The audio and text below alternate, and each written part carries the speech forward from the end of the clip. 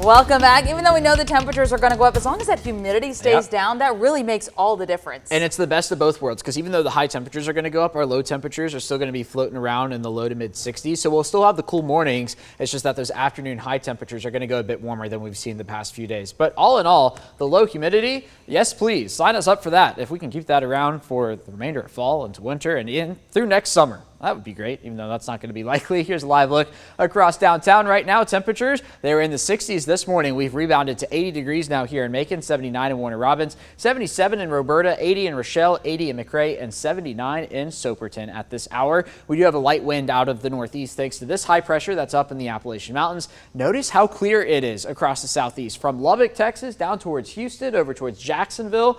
Barely any clouds in sight here across this corner of the country. Now, as we head through the afternoon hours, these temperatures are going to warm into the mid 80s. I'm forecasting a high temperature of about 85 today. Then once we get into the overnight hours, temperatures falling back down into the 60s. I think we top out here in Macon, or bottom out, I should say, in Macon, in the low 60s. A few spots could get into the upper 50s, though, before all is said and done. Then for tomorrow afternoon, right back to the mid 80s, maybe a degree or two warmer than we're going to get today. A fantastic football Friday night forecast. Temperatures in the 80s falling into the 70s with just a few clouds around. It seems like the first few weeks we had showers and storms just about every week, but not tomorrow. And then once we get into the weekend, Saturday, the first of what's going to be two great weekend days. Of course, we've got the Fort Valley State game going on down in Peach County, the Mercer football game. Great weather for both of those as temperatures cool off throughout the game. Then into next week we go. Temperatures continue to climb. So 86 for tomorrow, 86 for Saturday. We'll be at 90 by the time we get to Monday, and that warming trend is not stopping there, as you'll see on the 7-day forecast here in just a moment.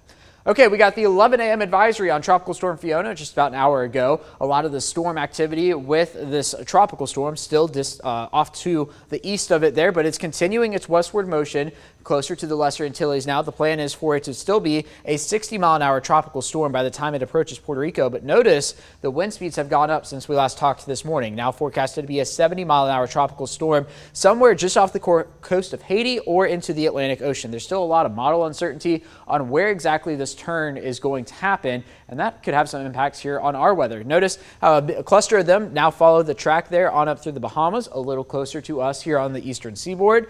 Elsewhere, earlier turn towards the north. So we'll be watching the details on that. As of now, not concerned about this for us here in central Georgia, but still nothing to turn our attention away from.